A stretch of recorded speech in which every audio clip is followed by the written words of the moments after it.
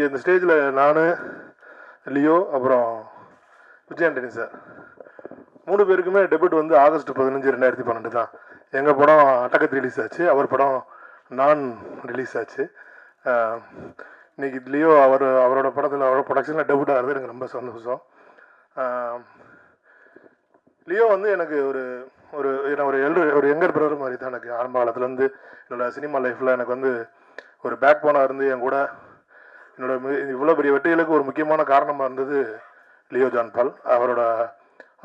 அவர் வந்து நானும் நல்லா பேசிகிட்டு இருப்போம். Is not editor, is a director. அவர் வந்து ஆரம்பத்துலேருந்தே அவர் டைரக்டர் தான். ஏன்னா அவர் ஒரு படத்தில் ஒர்க் பண்ணுறாருன்னா அந்த படத்தில் வந்து வெறும் எடிட்டிங்கோடு அவர் நிப்பாட்டுறது இல்லை.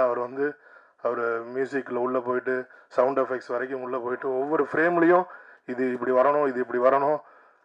ஒரு ஃப்ரேமில் சிஜி தப்பாக இருந்தால் கூட அந்த ஒரு ஃப்ரேமுக்காண்டி நான் ஒரு 8 மணி நேரம் 9 மணி நேரம் ஒர்க் பண்ணக்கூடிய அளவுக்கு ஹெவி, ரொம்ப பெரிய டெடிகேட் போட்டு ஒர்க் பண்ணக்கூடிய ஒரு கேரக்டர்.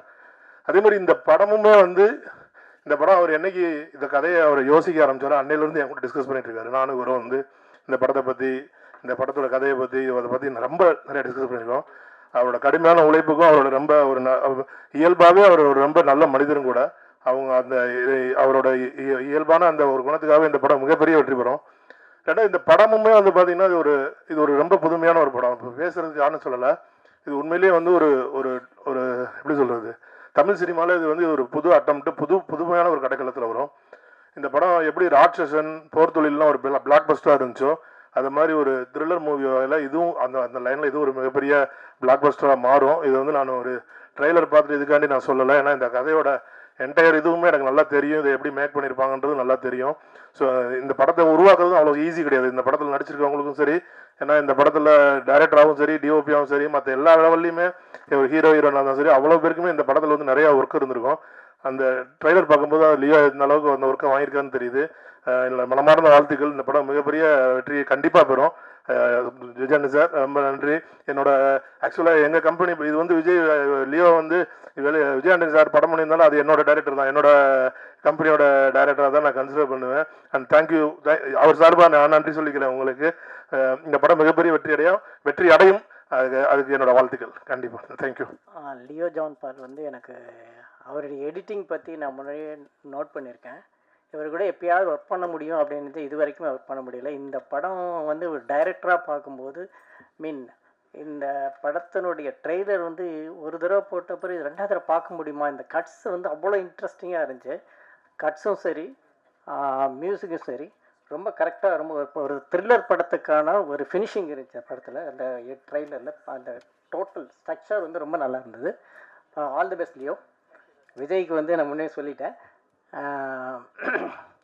அதேமாதிரி சாங் விஜய் அந்த ரொமான்டிக் சாங் நல்லா இருந்தது, கேட்சியாக இருந்துச்சு. Thank you, good.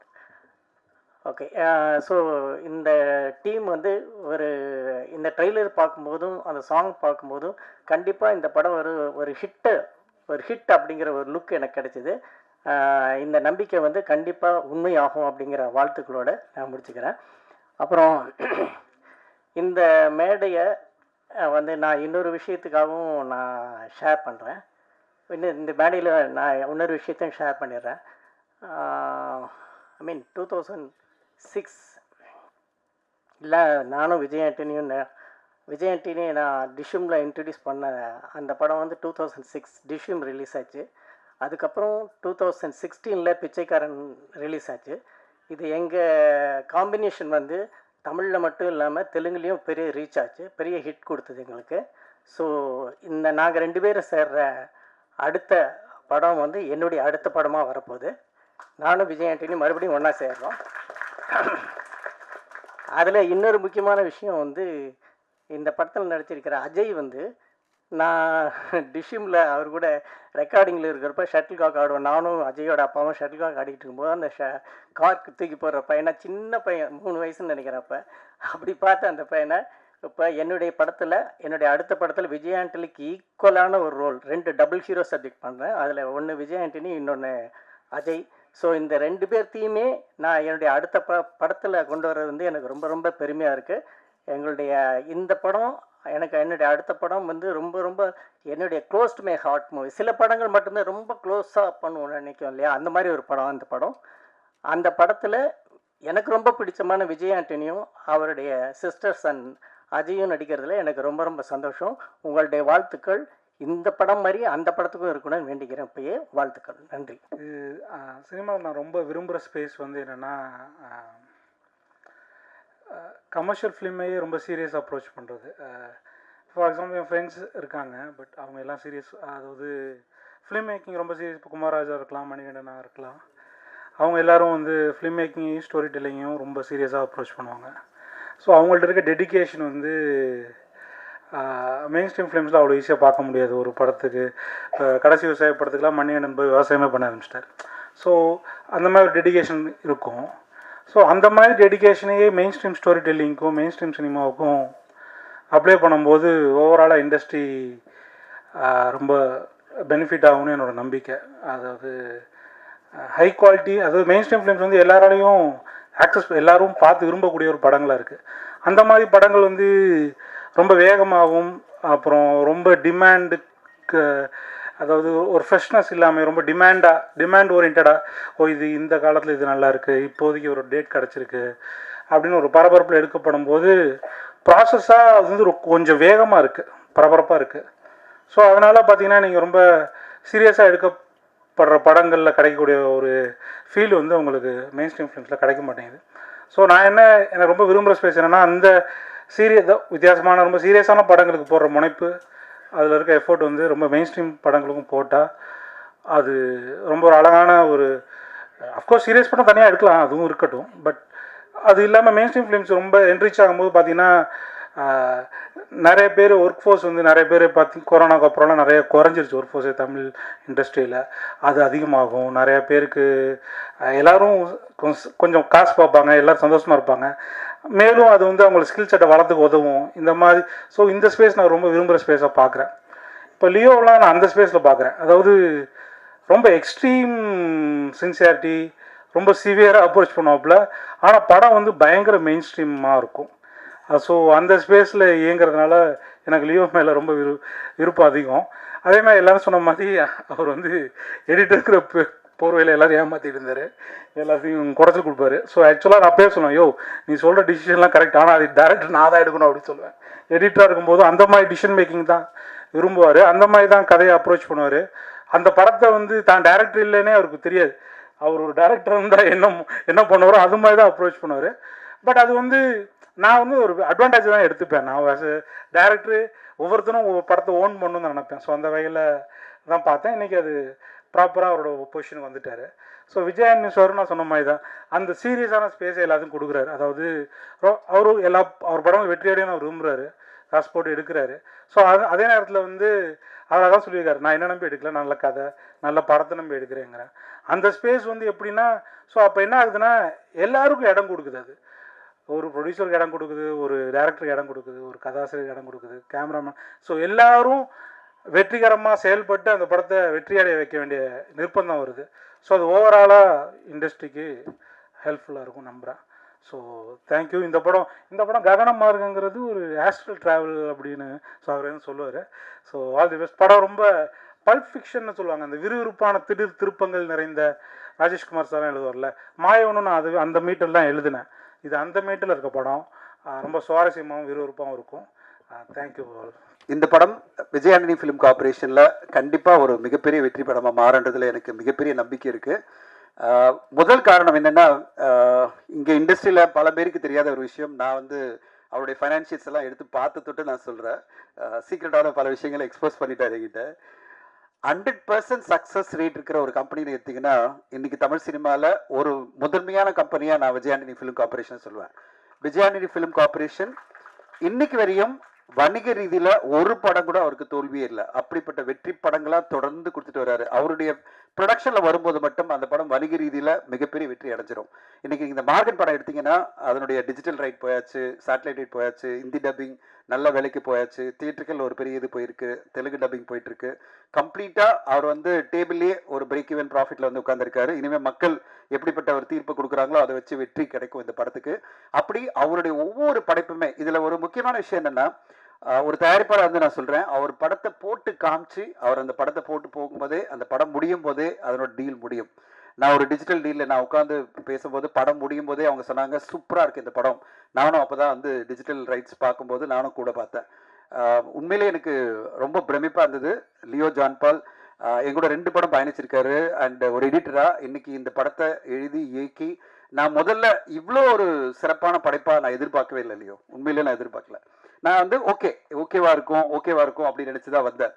படம் பார்க்க ஆரம்பிச்சேன்னா இன்டர்வியூஷன்லேயே நான் சொன்னேன், சார் பிரேக் விட வேணா, நம்ம உடனே போயிடலாம் இந்த படத்தை, அவ்வளோ சூப்பராக இருக்குது அப்படின்னு சொன்ன உடனே சரி உடனே 10 மினிட்ஸ் எல்லாம் அரேஞ்ச் பண்ணியிருந்தாங்க. 10 மினிட்ஸ்லேயே உடனே செகண்ட் ஹாஃப் இது பண்ணி கம்ப்ளீட்டாக முடியும் போது ஒரு சோஷியலி ரெஸ்பான்சிபிள் த்ரில்லர், அதாவது நம்ம வந்து ஏதோ ஒரு த்ரில்லர் படம் பார்க்குற இது இல்லாமல் ஒரு சொசைட்டியில் தேவைப்படுற ஒரு கருத்தோட ஒரு மெசேஜோட, அதெல்லாம் நான் சொல்ல ஸ்பாய்லர் ஆகிடும், லியோ அடிப்பார் அப்புறம் என்ன.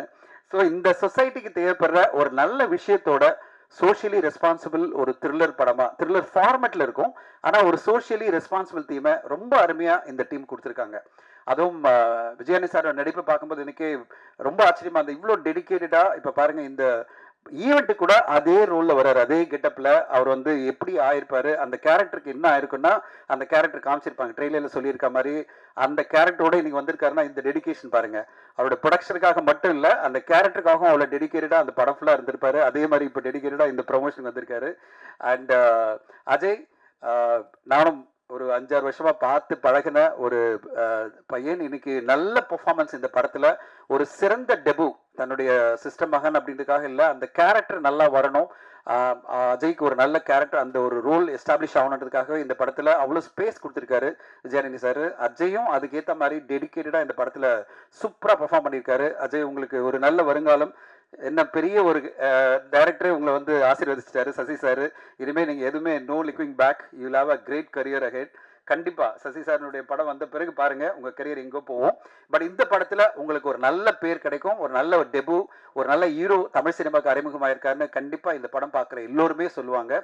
மிக ஒரு நல்ல படைப்பு, முடியும் போது ஒரு திருப்திகரமான படைப்பாக இருக்கும். அதோட முக்கியமாக இந்த சொசைட்டிக்கு தேவைப்படுற ஒரு நல்ல விஷயத்தோட இந்த படம் அமைஞ்சிருக்கு. நான் பார்த்து தொட்டு கான்ஃபிடென்ட்டாக சொல்கிறேன். அவருடைய படைப்புகள் தொடர்ந்து இத்தனை ஹிட்டு கொடுத்துருக்காருல விஜயானந்தி சார், அவருடைய அடுத்த பெரிய வெற்றி படமாக கண்டிப்பாக மார்கன் படம் அமையும். அடுத்து நான் இந்த படம் வெற்றி அப்படிலாம் சொல்லி நான் கொஞ்சம் அப்படியே பாசிட்டிவாக சொல்லிட்டே இருக்கேன். திடீர்னு பார்த்தா சார் அடுத்து 2 படம் அனௌன்ஸ் பண்ணுறேன் சார் அப்படின்னாரு. நான் சொன்னேன் இன்னும் சார் கொஞ்சம் வெயிட் பண்ணி போகலாம் சார், பொறுமையாக போகலாம். இல்லை 4 படம் அனௌன்ஸ் பண்ணுறேன் அப்படின்னாரு. நான் சொன்னேன் சார் அப்படின்னு. அந்த அளவு கான்ஃபிடென்ஸ். அதாவது இங்கே நாங்கள்லாம் தயாரிப்பாளர்கள்லாம் பயந்துட்டே இருப்போம், போகலாமா வானாவா, இப்படி அடுத்த படம் ஆரம்பிக்கலாமா இல்லையா, மார்க்கெட் சரியில்லை அப்படின்லாம், அதை பற்றி எந்த உரிமையும் இல்லை. ஜென்டில்மேன் அப்படின்ற படம் வருது, பார்த்த மறுநாள் அந்த படத்தை பார்க்குறாரு, ஏதோ ஒரு இதில் மண்டே அன்னைக்கு பார்க்குறாரு, வெனஸ்டே அன்னைக்கு சைன் பண்ணுறாரு, படம் ஷூட்டிங் 9ஆம் தேதி போகிறாரு. என்ன இது அநியாயம், இது இந்த ஸ்பீடில் போகலாம் எப்படி தமிழ் சினிமாவில்? ஜூன் 9ஆம் தேதி ஷூட்டிங் போகிறேன்னு சொல்கிறாரு. நான் சொன்னேன் சார் இப்போ தான் சார் அந்த படம் வந்தது, இதுக்குள்ளே நீங்கள் ஷூட்டிங் போகிறீங்களான்னு. ஆமாம் சார் நான் உடனே ஷூட்டிங் போகிறேன் அப்படின்னாரு. ஸோ அந்தளவு கான்ஃபிடென்ஸ். அவரும் ஒரு பர்ஃபெக்டான ஒரு ஸ்கிரிப்டோட கொண்டு வந்தார். லாயர் அப்படின்னு டைட்டிலாம் வந்துடுச்சு, அதனுடைய கதையெல்லாம் நான் படித்தேன். ரொம்ப சூப்பராக அழகாக ஒரு கதையை வந்து இப்போது ஜோஷ்வா அவருடைய இயக்கத்தில், அதுவும் பக்காவாக ஒரு பேன் இண்டியன் ஆர்டிஸ்ட் காம்பினேஷனோட, ரவீனா டண்டன் இவர் ஒரு காம்பினேஷனோட அந்த படத்தை உடனே ஆரம்பிக்கிறாரு. அடுத்து நான் வந்து ஒரு டைரக்டர் படத்தை பார்த்து ரொம்ப நல்லா இருக்கு அப்படின்னு சொல்லிட்டு யமகாதகி அப்படின்னு ஒரு படம் நம்மலாம் கொண்டாடின படம், அந்த படத்தினுடைய டைரக்டர் வந்து பார்க்கலாம் பேசலாம், அவர்கிட்ட ஏதாவது கதை இருக்கா கேட்கலான்னா அதுக்குள்ளே சொல்கிறாரு என்கிட்ட கால் பண்ணி, சார் யமகாதகி டைரக்டர் அசைன் பண்ணிட்டு சார் அப்படின்றாரு. என்ன ஸ்பீடு பா தலைவர் அப்படின்னு. ஸோ பெப்பென் அவருடைய அடுத்த படமாக அவரும் அறிமுகமாகிறாரு. அதாவது அறிமுகன்றதை விட விஜயானி ஃபிலிம் கார்பரேஷனில் பயணிக்கிறான்னு பார்க்கும்போது விஜயானி சாருடைய கான்ஃபிடென்ஸை பார்க்குறேன். தொடர்ந்து படங்கள் வரிசையாக பல படங்களை வந்து விஜயானந்தி ஃபிலிம் கார்பரேஷன் மேலே கொண்டு வரணும் ட்ரை பண்ணுறாரு. நடுவில் வெளி ப்ரொடியூசருக்கு ஒரு படம் பண்ணுவார். இப்போ அந்த மாதிரி தான் சசி சார் படத்தை வெளி ப்ரொடியூசருக்கு பண்ணுறாரு. ஸோ அப்படி அவருடைய படைப்புகள் விஜயானந்தி ஃபிலிம் கார்பரேஷனில் வர படங்கள் எல்லாமே பெரிய வெற்றி படமாக அமையும். இந்த நேரத்தில் ஒரே ஒன்று நான் சொல்லணும். இந்த மாதம் நீங்கள் எடுத்துட்டிங்கன்னா, நான் வந்து சார்கிட்ட வந்து நேற்று நைட் ஃபுல்லாக பேசியிருந்தேன் 11:30 மணிக்கு. ஒரு படைப்பு வெளியாகும் போது பரவலான அப்ரிசியேஷனோட ஒரு படம் வந்து மிகப்பெரிய வெற்றி அடையும். நம்ம டூரிஸ்ட் ஃபேமிலி பார்த்தோம், மிகப்பெரிய வெற்றி, கிட்டத்தட்ட 80 கோடி அந்த படம் இப்போ கலெக்ட் பண்ணுது. அந்த படத்தினுடைய குழு மிகப்பெரிய லெவலில் அந்த படத்துக்கு ப்ரொமோஷனும் பண்ணியிருந்தாங்க. அதுக்கு ரிலீஸ்க்கு முன்னாடியே பல ஊர்களுக்கு போய் ப்ரொமோட் பண்ணாங்க, அதுக்கு பிறகும் பல ஊருக்கு போய் ப்ரொமோட் பண்ணி அந்த படத்தை மிகப்பெரிய வெற்றி படமாக மாற்றினாங்க. அதுக்கு பிறகு பார்த்தீங்கன்னா 16ஆம் தேதி வந்த படம் வந்து எல்லோருமே இண்டஸ்ட்ரியில் ஒரு ஆச்சரியம், at the same time appreciation, எல்லோருமே பார்த்து வியக்கிறது பார்த்தீங்கன்னா மாமன் படத்தினுடைய வெற்றி. மாமன் இன்னைக்கு கிட்டத்தட்ட 25 கோடி மேலே அந்த படம் தமிழ்நாட்டில் மட்டுமே கலெக்ட் பண்ணியிருக்கு. ஓவராலாக ஒரு 30 கோடி கலெக்ட் பண்ணியிருக்கு. ரிலீஸ் ஆகும்போது எல்லோருமே இது ரொம்ப எமோஷனலாக ரொம்ப எமோஷன் பண்ணிட்டாங்களோ, ரொம்ப ஒரு மாதிரி படம் பண்ணிட்டாங்களா, இந்த மாதிரி எமோஷன் வந்து நம்ம மக்களுக்கு கனெக்ட் ஆகுமா இல்லையா அப்படிலாம் எல்லாருமே சொல்லிட்டு இருந்தாங்க. ஆனால் ஒரு மனிதர் அந்த படத்தில் நடித்த ஹீரோ சூரி சார் வந்து பிலீவ் பண்ணாரு, அந்த படத்தை நம்பினாரு. இந்த படம் எல்லா தரப்பு மக்களும் வந்து பார்ப்பாங்க, ஃபேமிலியா பார்ப்பாங்க அப்படின்னு அந்த அளவு தீவிரமா அந்த படத்துக்கு அவர் பண்ண ப்ரொமோஷன் பண்ணும்போது நான் நினைச்சிருந்தேன், எப்படிடா இவ்வளோ தைரியமா இவ்வளோ நம்பிக்கையோட ஒருத்தர் ப்ரொமோட் பண்றாரு அப்படின்னு. ஏன்னா மிக்ஸ்டான ரிவ்யூஸ்லாம் வருது, மிக்ஸ்டான ஒரு டாக்லாம் பிகினிங்ல வருது. ஆனா அதெல்லாம் உடைச்சு ஒரு நல்ல தீவிரமான ப்ரொமோஷன், தீவிரமான உழைப்பு, ஊருக்கா போய் எல்லா மக்களையும் பார்த்து அவங்களோட பேசி பழகி எல்லார் மக்களும் பேச ஆரம்பிச்சிட்டாங்க. இந்த அளவு சூரிய நம்பி இந்த படத்தை கொண்டு வராருன்னா அப்ப அந்த படத்துல ஏதோ ஒரு சூப்பரான விஷயம் இருக்கு அப்படின்னு சொல்லிட்டு எல்லோருமே வந்து மாமன் படத்தை பார்த்து எந்த அளவு சர்ப்ரைஸ்னா, இந்த வீக்கெண்ட் பாத்தீங்கன்னா நம்பர் 1 கலெக்ஷன் செகண்ட் வீக்ல பாத்தீங்கன்னா அது வந்து புதுசா வந்த படங்கள் எதுவுமே இல்லை. அது மாமன் படம் தான் நம்பர் 1 கலெக்ஷனா இந்த வீக்கெண்ட்ல இருக்கு. ட்ரேடே பார்த்து ஆச்சரியப்படுது, தமிழ் சினிமா ட்ரேடே பார்த்து. அப்போ ஒரு ஹீரோ இறங்கி நின்று அழகான ஒரு படத்தை கொண்டு வந்தால் மட்டும் பத்தாது, கொண்டு போய் மக்கள் மத்தியில் சேர்க்கணும். அந்த படத்துக்கு எப்படிப்பட்ட ஒரு மிக்ஸ்டான டாக் இருந்தாலும் தன் படத்து மேலே நம்பிக்கை வச்சு தீவிரமாக ப்ரொமோட் பண்ணால் மக்கள் வந்து நம்பிக்கையோடு வருவாங்க. அப்படிப்பட்ட ஒரு உதாரணமாக மாமன் படம் மாறி இருக்கு. மாமன் படம் இன்னைக்கு ஒரு நல்ல வெற்றி படமாக மாறி இருக்குன்னா அதுக்கு சூரி சாருடைய வெற்றி தான், சூரி சாருடைய உழைப்பு தான் காரணம். அவருக்கு வாழ்த்து சொல்லும்போது நான் நேற்று நைட் அவர்கிட்ட அதை தான் சொன்னேன், சார் மார்கன் படத்துக்கு நீங்க மிகப்பெரிய உழைப்பு கொடுக்கணும். ஏன்னா உங்களுக்கு தேவை மாபெரும் வெற்றி. இதே மாதிரி வெற்றி 30-40 கோடி நீங்க கிராஸ் தமிழ்நாட்டில் கலெக்ட் பண்ணணும்னு சொல்லும்போது, சரி சார் எத்தனை நாள் நான் எந்த ஊருக்கெல்லாம் போகணும் சொல்லுங்க சார், சஜஸ்ட் பண்ணுங்க சார், ஐடியா கொடுங்க, நான் போறேன்னு சொல்லிட்டு மிகப்பெரிய ப்ரொமோஷன் பிளான்லாம் பண்ணிட்டு இந்த படத்தை வந்து மக்கள் மத்தியில் கொண்டு செல்லணும் அவர் ட்ரை பண்றாரு.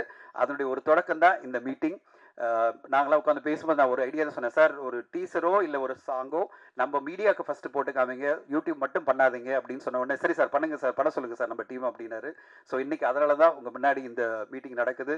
ஸோ இந்த படம் எல்லா மக்களும் போய் சேரணும், எல்லா மக்களும் வந்து கண்டிப்பாக போய் சேரணும். ஊடக நண்பர்களுடைய துணை தேவைப்படுது. கண்டிப்பாக இந்த ட்ரெயிலர் உங்களுக்கு பிடிச்சிக்கும் நம்புகிறேன். அந்த படத்தை கொண்டு போய் சேர்க்கிறது உங்களுடைய கையில் இருக்குது. அண்ட் கண்டிப்பாக மார்கன் படம் எல்லா ரசிகர்களுக்கும் எல்லா ஊடகங்களுக்கும் இந்த படம் வெளிவரும்போது பிடிக்கும்.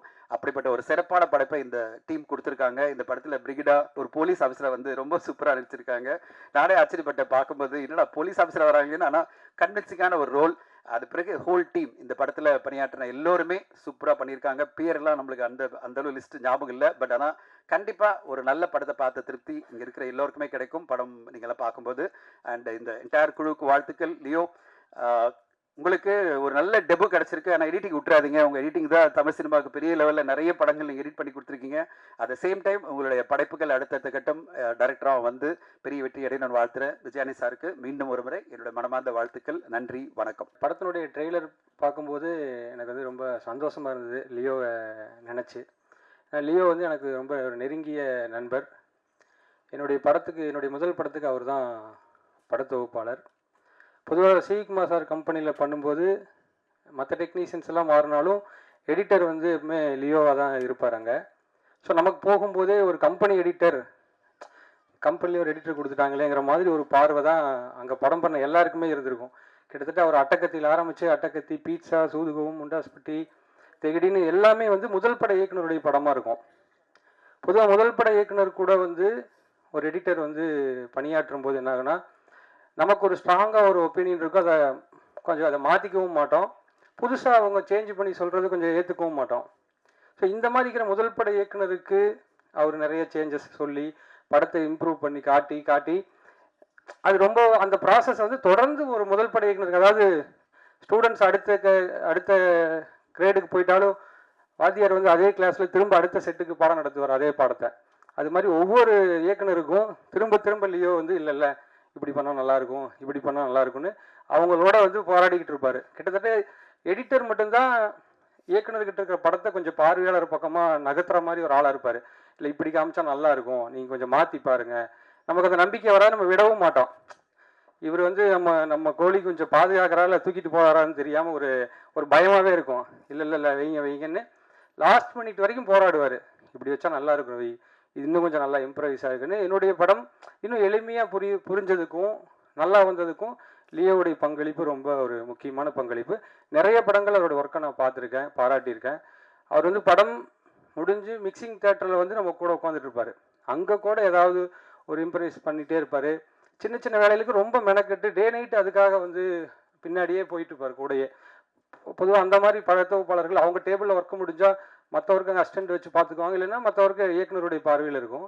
பட் லியோ மட்டும் அந்த படத்தை வந்து ஸ்க்ரீனிங் வரைக்கும் வந்து கடைசியாக ப்ரொஜெக்ஷன் வரைக்கும் வந்து பார்க்கக்கூடிய ஒரு, அதுக்கு காரணம் அவருக்கு வந்து சினிமா மேலே இருக்கக்கூடிய அந்த படத்து மேலே இருக்கக்கூடிய பெரிய ஒரு அர்ப்பணிப்புன்னு தான் நான் சொல்லுவேன். அதுதான் அவரை இன்னைக்கு வந்து இயக்குனர் ஆக்கியிருக்குது. ஒரு நல்ல கதையுமே கூட அவர் இன்னொரு நண்பரோட இணைந்து அந்த கதையை வந்து கதைக்காக ஒரு பெரிய தேடல் பண்ணிட்டு இருந்தார். நல்ல ஒரு கதையை நம்ம படமாக எடுக்கணும். அதுவும் வந்து இந்த படத்தை பார்க்கல ரொம்ப சந்தோஷமாக இருந்தது.